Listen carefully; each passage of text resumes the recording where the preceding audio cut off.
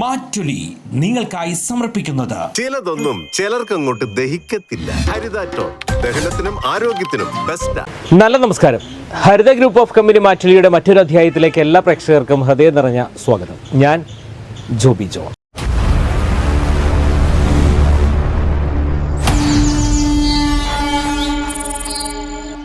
ഇന്ന് മാറ്റുലിയിൽ ചർച്ച ചെയ്യാൻ എടുക്കുന്ന വിഷയം വ്യത്യസ്തമായൊരു വിഷയമാണ്. നമുക്കറിയാം, ഒരു 60 വയസ്സെല്ലാം കഴിഞ്ഞു കഴിഞ്ഞാൽ ഭൂരിഭാഗം ആളുകളും ഒറ്റപ്പെട്ടൊരവസ്ഥയിലേക്ക് പോവുകയാണ്. പ്രത്യേകിച്ച് വയോജനങ്ങൾ. അവർക്ക് എല്ലാവർക്കും ഒന്ന് കൂടിയിരിക്കുവാനോ ഒന്ന് ഒരുമിച്ച് സംസാരിക്കുവാനോ പല വേദികൾ പോലും ഇന്ന് വളരെ കുറവാണ്. പല സ്ഥലങ്ങളിലും ഉണ്ട് താനും. പക്ഷേ എന്നിരുന്നാൽ തന്നെയും അവർക്ക് വേണ്ടൊരു പരിഗണന, ഒന്ന് ചേർത്ത് പിടിക്കുവാനുള്ള കരങ്ങൾ, സ്നേഹാർദ്ദമായ കരങ്ങൾ കുറവാണ് എന്നാണ് പൊതുവെ പറയുന്നത്. അങ്ങനെ ഒറ്റപ്പെടലിന്റെ ഒരു അവസ്ഥയിലേക്ക് പോകുന്ന തലങ്ങളിലേക്ക് കേരളത്തിലെ പല വയോജനങ്ങളും ഉൾക്കൊണ്ടിരിക്കുകയാണ്. എന്നാൽ ചില സ്ഥലങ്ങളിലെല്ലാം ഇത്തരം കൂട്ടായ്മകളുണ്ട്. അത്തരം കൂട്ടായ്മകൾ വളരെ നല്ല രീതിയിൽ മുന്നോട്ട് പോകുന്നുണ്ട്. പക്ഷേ സംസ്ഥാന സർക്കാരാണെങ്കിലും കേന്ദ്ര സർക്കാരാണെങ്കിലും ഈ വയോജനങ്ങൾക്ക് പലതും അവർക്ക് ഉന്നമനത്തിനായി പല കാര്യങ്ങളും മുന്നോട്ട് വയ്ക്കുന്നുണ്ട്. പക്ഷെ അതെല്ലാം പേപ്പറുകളിൽ മാത്രം ഒതുങ്ങി പോകുന്നു എന്ന് പൊതുവെ പറയുന്നുണ്ട്. പ്രവൃത്തി പദത്തിലേക്ക് അല്ലെങ്കിൽ അവർക്ക് വേണ്ട കാര്യങ്ങൾ നൽകുന്നതിനായി, പ്രത്യേകിച്ച് പെൻഷൻ അടക്കമുള്ള കാര്യങ്ങൾ നൽകുന്നതിനായിട്ട് വേണ്ട ഒരു പരിഗണന ലഭിക്കുന്നില്ല എന്നും ഈ ആളുകൾ നമ്മളോട് ഉന്നയിക്കുന്നുണ്ട്. എന്തായാലും ഞങ്ങളൊന്ന് സഞ്ചരിക്കുകയാണ് ഇവർക്കൊപ്പം. ഇന്ന് ഈ ഒരു വിഷയമാണ് ഞങ്ങൾ ചർച്ച ചെയ്യുന്നത്. എവർക്കും ഹൃദയം നിറഞ്ഞ സ്വാഗതം. നാമഘോഷമെന്നുമെൻ്റെ നാവിലായി വന്നിടണം, നല്ല വാക്കു ചൊല്ലണം, നന്മ ചെയ്തു വാഴണം. നാമഘോഷമെന്നുമെൻ്റെ നാവിലായി വന്നിടണം, നല്ല ചിന്തയേകണം, മനസ്സു ശുദ്ധമാകണം. നിത്യനായ ശിൽപ്രകാശ രൂപനേ വണങ്ങണം. ഞാൻ മുന്നേ സൂചിപ്പിച്ച ആ ഒരു വിഷയവുമായിട്ട് ഇന്ന് ഞങ്ങൾ ചർച്ചയ്ക്കായിട്ട് കടന്നു വന്നിരിക്കുന്നത് തൃക്കൂർ ഗ്രാമപഞ്ചായത്തിലെ ഒരു പ്രദേശത്താണ്. ഈ ഒരു സ്ഥലത്തിന്റെ പേര് തൃക്കൂർ പകര എന്ന് പറയുന്ന പകര. ഇതിന്റെ സമീപത്ത് തന്നെ പകര ക്ഷേത്രമുണ്ട്. തൊട്ടടുത്ത് തന്നെ മതിക്കുന്ന് ക്ഷേത്രമുണ്ട്. അപ്പോൾ ക്ഷേത്രങ്ങളാലൊക്കെ ചുറ്റപ്പെട്ട സന്തോഷം നിറഞ്ഞൊരു നാടൊക്കെ തന്നെയാണ്. ഒരുപാട് പേര് ഞാനിതാ കാണാലോ, ഒരുപാട് അപ്പച്ചന്മാരും അമ്മച്ചിമാരൊക്കെ ചുറ്റിനുമുണ്ട്. നിറഞ്ഞ ഹാപ്പിയാണ് അവര്, വളരെ ഹാപ്പിയിലാണ്. പക്ഷെ ഞാൻ മുന്നേ സൂചിപ്പിച്ച ആ ഒരു വിഷയം ഇവരായിട്ട് ഞാനൊന്ന് ചർച്ച ചെയ്യാൻ ആഗ്രഹിക്കുകയാണ്. എവിടേക്കാണ് നമ്മുടെ ഈ ഒരു യുവതലമുറയുടെ പോക്ക്, എവിടേക്ക് എന്ന് ഒരു ചോദ്യചിഹ്നം ഉയരുമ്പോൾ തന്നെ ഇവരുടെ ഈ ഒരു കാലഘട്ടം അത് നമുക്കൊന്ന് ഓർത്തെടുക്കാം. പക്ഷെ ഒരുപക്ഷെ ഇവരും ആ ഇപ്പോഴത്തെ യുവതലമുറയുടെ കാലഘട്ടത്തിൽ എങ്ങനെയായിരുന്നു എന്നൊക്കെ ഒന്ന് ചിന്തിച്ചു പോകണം. ചേട്ടാ, ഞങ്ങള് ഒരിക്കൽ കൂടി ഇവിടേക്ക് വരാൻ സാധിച്ചൊരു സന്തോഷമുണ്ട്. ഈ ഒരു ഇതിന്റെ ഈ വയോജന ക്ലബിന്റെ പേരെന്താ? നന്മ വയോജന സൗഹൃദ വേദി പകര. ഇത് എങ്ങനെയാണ് ഇത് തുടക്കം കുറിച്ചത്? അതായത് ഇവിടെ എനിക്കൊരു ദുരനുഭവം ഉണ്ടായി. അതായത് ഇവിടെ അടുത്ത് ഒരു മകള്, വികലാംഗായ ഒരു മകള്, എനിക്ക് നടക്കാൻ പറ്റാത്ത കുട്ടി, ആ വീട്ടില് അദ്ദേഹം നോക്കിയിരുന്ന ഒരു അച്ഛൻ, ആള് മരിച്ചു. ഈ കുട്ടിക്ക് ചെന്ന് പറയാനോ അല്ലെങ്കിൽ അത് ഈ മരിച്ച സംഭവം പറയാനോ പറ്റുണ്ടായിരുന്നില്ല. 2 ദിവസം കഴിയുന്നത് വരെ ഈ മനുഷ്യൻ അവിടെ കിടന്നു. ആളും അറിയണ്ടായിരുന്നില്ല. കുറേശ്ശെ മണം വന്നു തുടങ്ങി. ആ വഴിക്കൂടെ 2 പേര് പശുവിനെ കെട്ടാനൊക്കെ പോകുന്ന സമയത്ത് കണ്ടിട്ട് നോക്കി, മണം നോക്കിയിട്ട് നോക്കിയപ്പോൾ ഒരാൾ കട്ടിലുമ്മ കിടക്കുന്നുണ്ട്, ഒരു പെൺകുട്ടി താഴ്ത്തിക്കുന്നുണ്ട്. കരയാൻ പറ്റില്ല, ഏറ്റവും വിവരം പറയാൻ പറ്റില്ല. 2 ദിവസം കഴിഞ്ഞ സമയത്താണ് ഇദ്ദേഹത്തിനെ കാണാൻ പറ്റിയ. കണ്ട സമയത്ത് പഞ്ചായത്തുകാർ വന്നു, നാട്ടുകാർ വന്നു, എല്ലാവരും വന്ന് ഇദ്ദേഹത്തിനെ കൊണ്ടുപോയ സമയത്ത് ആൾ മരിച്ചിരിക്കുകയായിരുന്നു. അദ്ദേഹത്തിന് ആൺമക്കളില്ല, വേറെ ആരും ഇല്ല. പക്ഷെ ഒരു ഒറ്റപ്പെട്ട ജീവിതം വന്നുകൊണ്ടാണ് ഇങ്ങനെ ദുരന്തം ഉണ്ടായത്. ഇത് എൻ്റെ മനസ്സിൽ ഭയങ്കരമായിട്ട് വേദനിച്ചു. അങ്ങനെയാണ് ഇങ്ങനൊരു അവസ്ഥ മറ്റുള്ളവർക്ക് വരാൻ പാടില്ല. അതിന് വേണ്ടിയിട്ടാണ് ഇങ്ങനെ നന്മ വയോജന സൗഹൃദ വേദി എന്ന ഒരു സംഘടനയ്ക്ക് രൂപം കൊടുക്കാൻ സാധിച്ചത്. ഈ ഒരു ടീമിൽ എത്ര പേരുണ്ട് ഇപ്പൊ? ഇപ്പൊ 65 പേര് നമ്മളിപ്പോ ഇതേപോലെ ഐഡന്റിറ്റി കാർഡ് എടുത്ത ആൾക്കാരുണ്ട്. രജിസ്റ്റേർഡ് സംഘടനയാണ്. 65 പേരുണ്ട്. ഇപ്പൊ തുടക്കത്തിൽ ആൾക്ക് പറയുന്ന സമയത്തെല്ലാം ഇത് പൈസ ഉണ്ടാക്കുന്ന പരിപാടിയാണ് വന്നിരുന്നു. പക്ഷെ ഇവിടെ വന്ന ശേഷം എല്ലാവർക്കും ഒരു സാന്ത്വനമാണ്, ഇത് ആവശ്യമാണ്. കാരണം പരസ്പരം മനസ്സ് തുറക്കാൻ പറ്റുന്നുണ്ട്, എന്തെങ്കിലുമൊക്കെ അവർക്ക് തുറന്ന് പറയാൻ പറ്റുന്ന വേദിയുണ്ട്. അപ്പൊ അതൊക്കെ പറയുന്ന സമയത്ത് പല ആൾക്കാരും നമ്മുടെ അനുഭവം പറയുന്നുണ്ട്. കാരണം മരുന്ന് വാങ്ങിക്കാൻ പൈസ ഇല്ല, മക്കളോട് ചോദിക്കാൻ നിവൃത്തിയില്ല, മക്കൾ ചോദിച്ച് തരാണ്ടൊന്നുമല്ല, പക്ഷെ അത് ചോദിക്കാൻ ഒരു വിഷമം. അപ്പൊ അങ്ങനെ സമയത്ത് നമുക്ക് സ്വരൂപിക്കാൻ നമ്മൾ മാസത്തിൽ 100 രൂപ വെച്ച് നമ്മൾ എടുക്കുന്നുണ്ട്.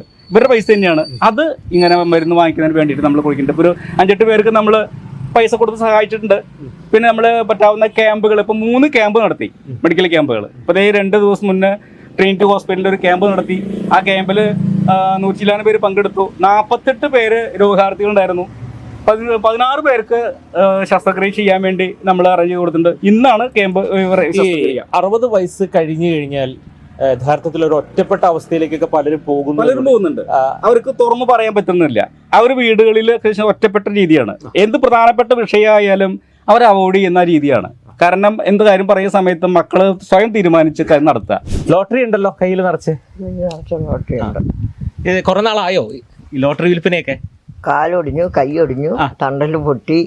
അപ്പൊ അങ്ങനെ ആയിട്ട് ഈ അടുത്ത് വിറ്റ് ചെലവ്. വീട്ടിലാരൊക്കെയുള്ള? വീട്ടിലൊരു മോളും ഞാനും മാത്രം. മോള് വല്ല ജോലി ചെയ്യുന്നുണ്ടോ? അതേ വീട്ടിൽ തന്നെയാണോ? തൊഴിലുറപ്പിനുണ്ട്. അമ്മക്ക് ഇത് എങ്ങനെയാണ് രാവിലെ ലോട്ടറി ആരെ കൊണ്ടുതരുന്നത്? എവിടുന്ന എങ്ങനെയാണ്? ഇവിടെ കൊണ്ടുതരും. വിൻസൻ എന്ന് പറയും. ഇതും കൊണ്ടൊക്കെ ജീവിതം മുന്നോട്ട് പോകാൻ പറ്റുന്നുണ്ടോ? പെണ്ണുങ്ങളല്ലേ, അങ്ങോട്ട് കഴിച്ചു പോന്നു. നേരെ സന്ധ്യയാവുന്നു. പെൻഷൻ അങ്ങനെ വല്ലതൊക്കെ ലഭിക്കുന്നുണ്ടോ? അടക്കൊക്കെ കിട്ടും. ഒരു അസുഖങ്ങളൊക്കെ വന്നു കഴിഞ്ഞാൽ നിങ്ങൾക്ക് ഈ ആശുപത്രിയിലൊക്കെ, അതായത് നമ്മുടെ പ്രാഥമിക ആരോഗ്യ കേന്ദ്രങ്ങളിലൊക്കെ ചെന്ന അങ്ങനെയല്ല പോയത് മതിയായി, ഇനിയും പോവല്ലേത് ആഗ്രഹിക്കും. എന്താ അതിനുള്ള സൗകര്യങ്ങളൊന്നും ഇല്ലേ? പൈസ വേണ്ടേ, കൊണ്ടുപോകാൻ ആള് വേണ്ടേ? അപ്പൊ അതൊക്കെ അനുഭവിച്ചു കുറെ ദുഃഖിച്ചു. എൻ്റെ മക്കളും ചേട്ടന്മാരും ഒക്കെ ആയിട്ട് എനിക്ക് സഹായിച്ചു. അങ്ങനെ ഞാൻ അതിൽ നിന്ന് രക്ഷപ്പെട്ടു വന്നു. ഈ കൂട്ടായ്മ ഇവരൊക്കെ ഉള്ളത് കൊണ്ട് സന്തോഷമുണ്ട് മനസ്സിൽ. സന്തോഷത്തിന്റെ സന്തോഷം. അമ്മയുടെ പേര് പൊന്നമ്മ. പൊന്നമ്മച്ചിക്ക് ഒരു വിഷമം വന്നു കഴിഞ്ഞാൽ ഇവരൊന്ന് വിളിച്ചവർ ഓടി വരുമോ? ഓടിയെത്തു.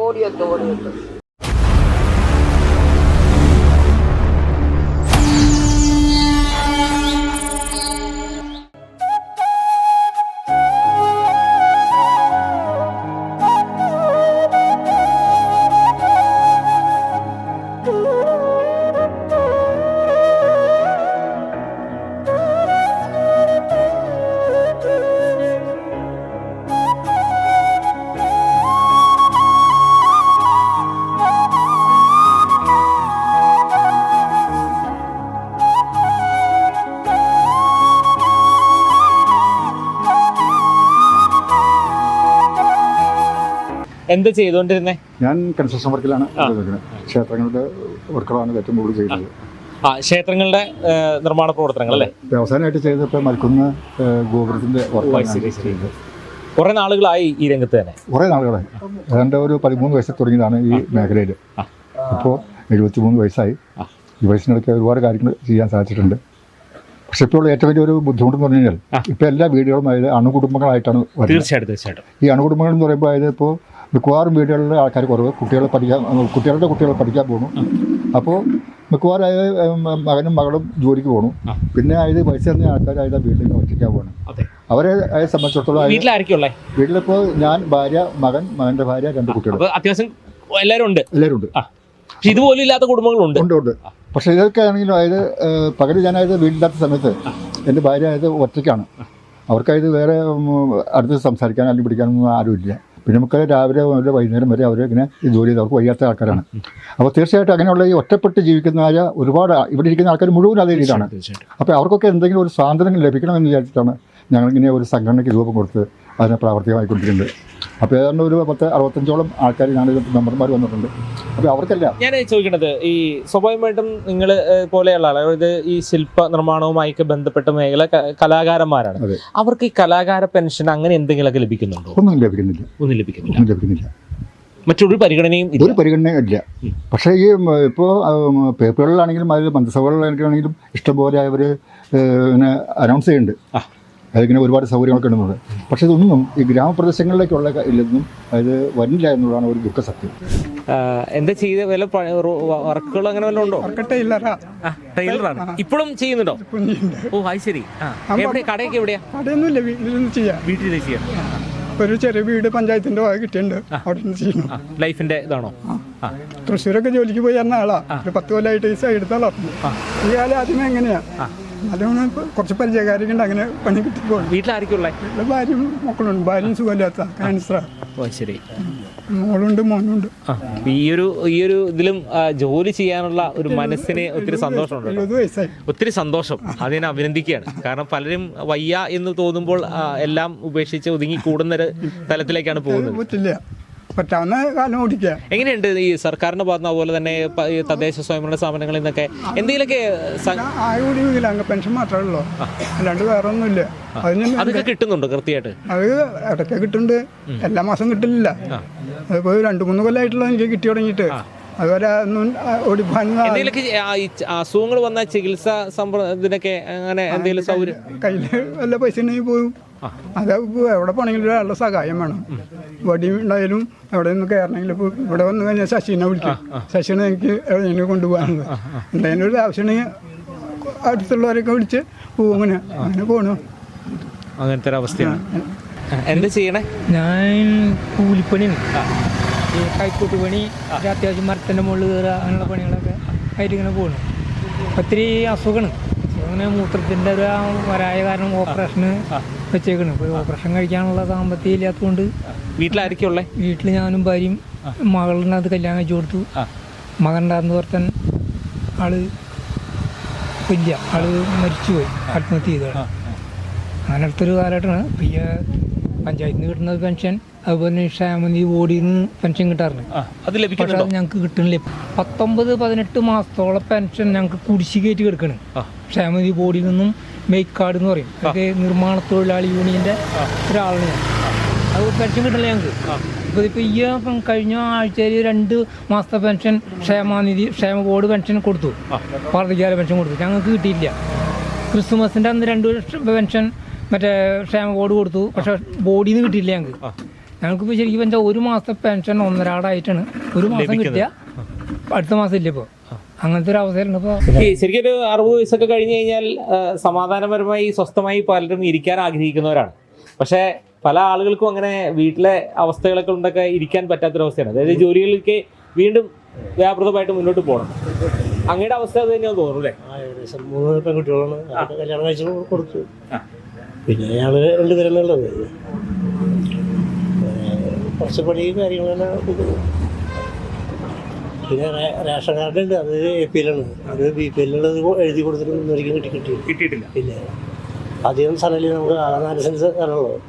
വേറെ വണ്ടികളോ മറ്റുള്ള സൈക്കിളില്ല, സ്കൂട്ടികളൊന്നും നമ്മളായിട്ട് ഒന്നുമില്ല. ഒരു 600 സ്ക്വയർ ഫീറ്റ് വീട് അത്രയ്ക്കുള്ളൂ. അങ്ങനെയുള്ള ഗവൺമെൻറ് പല സഹായങ്ങളും നമുക്കില്ല എന്നുള്ളതാണ്. വയോധികരായുള്ള ആൾക്കാർക്ക് എല്ലാവർക്കും ഗവൺമെൻറ് എന്ത് സഹായം ചെയ്യുന്നു അതൊക്കെ ചെയ്ത് കൊടുക്കണം എന്നാണ് എൻ്റെ അഭിപ്രായം. പണിയായിരുന്നു.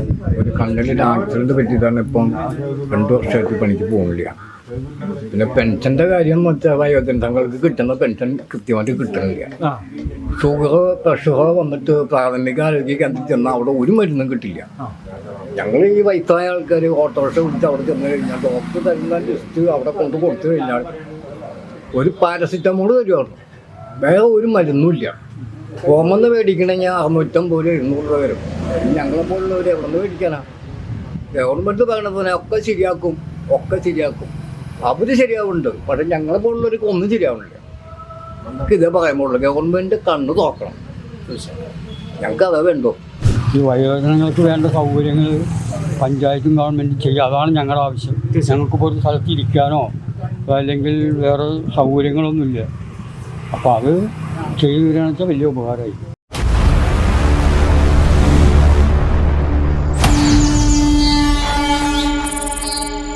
ചോദിക്കുന്നത് അങ്ങയെ സംബന്ധിച്ച് അങ്ങക്ക് നേരം പോക്കുകൾ അല്ലെങ്കിൽ ഒരു സമയം പോകുന്നതിനായിട്ട് കൃഷിയും അതുപോലെ തന്നെ സുഹൃത്തുക്കളും കാര്യങ്ങളൊക്കെ ഉണ്ട്.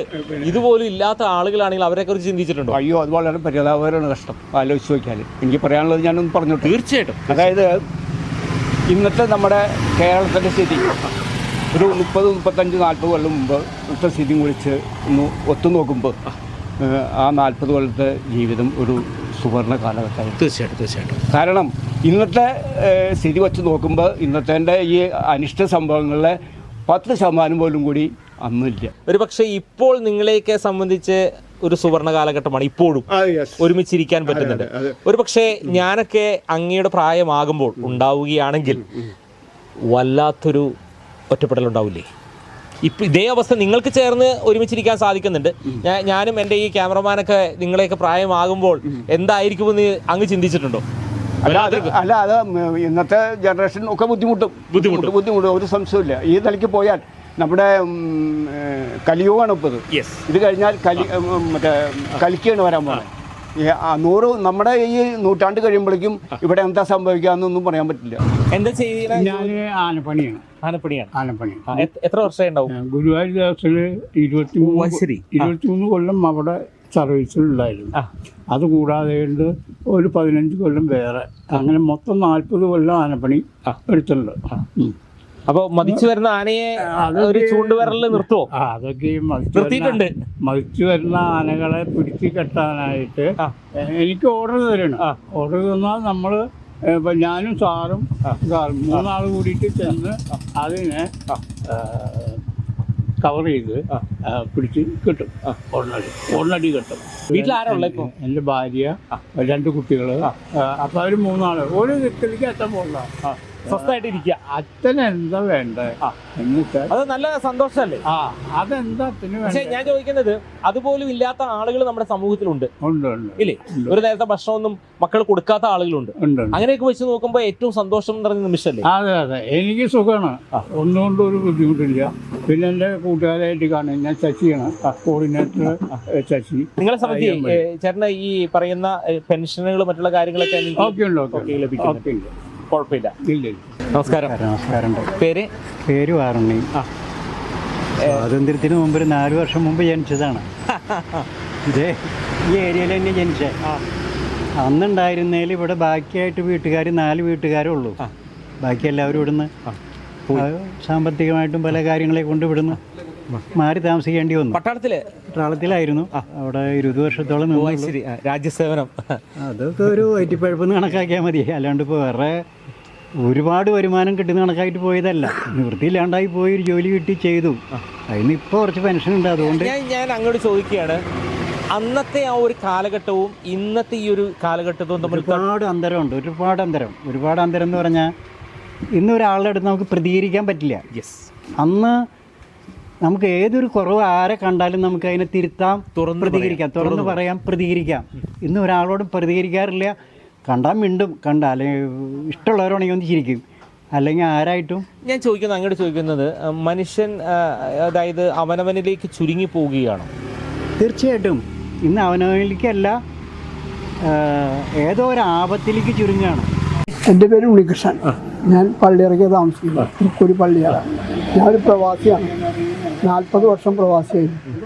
വന്നിട്ട് 3 വർഷമായി. രോഗങ്ങളാണ്, കൊളസ്ട്രോൾ, അങ്ങനെ ഷുഗർ എല്ലാം, അതെല്ലാം പ്രവാസികൾക്കുള്ളതാണ്. എനിക്ക് പെൻഷനൊന്നുമില്ല. ഒരു പെൻഷന് ഇപ്പോൾ അപേക്ഷിക്കാൻ പറ്റില്ല. കാരണം വെച്ചാൽ 50, 50, 60ൻ്റെ ഉള്ളിൽ നമ്മൾ ചേർന്നാലേ പെൻഷൻ കിട്ടുള്ളൂ. നമുക്കറിയില്ലായിരുന്നു. എന്താണ് നിങ്ങളെ സംബന്ധിച്ച് ഈ ഒരു പ്രായത്തിൽ എന്താണ് നിങ്ങളുടെ ഒരു ആവശ്യകത? എന്താണ്? എല്ലാവർക്കും ഒരുമിച്ചിരിക്കാൻ ഒരു പകൽ വീടെന്നൊക്കെ ആണ് ഇവിടെയുള്ള പലരും പറഞ്ഞത്. അത്തരം ആവശ്യങ്ങളൊക്കെ തന്നെയാണോ? അത്ര തന്നെയുള്ളൂ. കാരണം വെച്ചാൽ നമുക്ക് അതിനും കൂടുതൽ മോഹങ്ങളൊന്നും വെച്ചിട്ട് കാര്യമില്ല. കാരണം എനിക്ക് 74 വയസ്സായി ആവണം. 74 വയസ്സ്. ഇനി അതിന് കൂടുതൽ മോഹമൊന്നുമില്ല. ഉള്ള കാലം ആർക്കും ദ്രോഹമില്ലാതെ മറ്റുള്ളവർക്ക് ഉപദ്രവമില്ലാതെ പോകണം എന്നാണ് ആഗ്രഹിക്കുന്നത്. അത് ദൈവത്തിൻ്റെ കയ്യിൽ. ഞാൻ ചെറുപ്പം മുതലേ കൃഷിയോട് ഇതായിട്ടുള്ളതാണ്. അതുകൊണ്ട് എനിക്ക് വിദ്യാഭ്യാസത്തിന് പോകാൻ പറ്റില്ല. 3 വരെ പഠിക്കാൻ കഴിയും. വിദ്യാഭ്യാസം സാധിച്ചില്ല. അന്ന് പറഞ്ഞാണ് ഞങ്ങൾ 6 മക്കളാണ്. അച്ഛനാണെന്നുണ്ടെങ്കിൽ അതിനെ എല്ലാവരും നോക്കാൻ പറ്റില്ല. അമ്മയോട് കൂട്ടുകൂടുണ്ടായപ്പോൾ എന്നെ അമ്മാവൻ്റെ അവിടെ വിട്ടു. ഇന്ന് മാറ്റുലി സഞ്ചരിച്ചത് കുറേയേറെ അപ്പച്ചന്മാരുടെയും അമ്മമാരുടെയും ഒപ്പമാണ്. 60 വയസ്സ് കഴിഞ്ഞാൽ ഒറ്റപ്പെട്ട ഒരു അവസ്ഥയിലേക്ക് നമ്മുടെ സമൂഹത്തിലെ പല വയോജനങ്ങളും പോകുന്നു എന്നതിൻ്റെ ഒരു നേർക്കാഴ്ചയാണത്. അവർക്ക് തുറന്നു പറയുവാനുള്ള വേദികൾ വളരെ കുറവാണ്. അവരുടെ ബുദ്ധിമുട്ടുകൾ, അവരുടെ വിഷമങ്ങളെല്ലാം ഒന്ന് തുറന്നു പറയുവാനുള്ള വേദികൾ പല പഞ്ചായത്തുകളും ഒരുക്കേണ്ടതും അനിവാര്യമാണ്. പകൽ വീട് പോലെയുള്ള പദ്ധതികൾക്കെല്ലാം ചില പഞ്ചായത്തുകളെല്ലാം വളരെ നല്ല രീതിയിൽ പ്രവർത്തിക്കുന്നുണ്ട്. ജില്ലയിൽ തന്നെ പല ഗ്രാമപഞ്ചായത്തുകളും ഇതിന് പ്രാധാന്യം കൊടുക്കുന്നുണ്ട്. എന്നാൽ അത്രയേറെ പ്രാധാന്യം കൊടുക്കാത്ത പല ഗ്രാമപഞ്ചായത്തുകളുണ്ടാകും. എന്ത് തന്നെയാണെങ്കിലും പല ആളുകൾക്കും നമുക്കറിയാം, ഇവിടെ പ്രതികരിച്ച പല ആളുകൾക്കും ഏറെ ദുഃഖങ്ങളുണ്ട്. അവരുടെ പ്രതിസന്ധികളുടെ മുൻപിലാണ് അവർ കടന്നു പോകുന്നത്. എന്തായാലും ഇത്തരം മേഖലകളിൽ, അതായത് ഈ ഒരു പ്രായത്തിൽ കടന്നു പോകുന്ന ആളുകൾക്ക് സംസ്ഥാന സർക്കാരാണെങ്കിലും കേന്ദ്ര സർക്കാരാണെങ്കിലും പദ്ധതികൾ മുന്നോട്ട് വയ്ക്കുമ്പോൾ ആ പദ്ധതികൾ പ്രവൃത്തിപഥത്തിലെത്തി ഇങ്ങനെയുള്ള ആളുകൾക്ക് ഗുണപ്രദമായ രീതിയിലേക്ക് പോകുവാനും സാധിക്കുമ്പോഴാണ് കൂടുതൽ നല്ല രീതിയിൽ ഇവരുടെ ജീവിതം മുന്നോട്ട് പോവുക. അത്തരത്തിൽ മുന്നോട്ട് പോകട്ടെ എന്ന് ഞങ്ങൾ ആശംസിക്കുകയാണ്. ഇതുപോലെ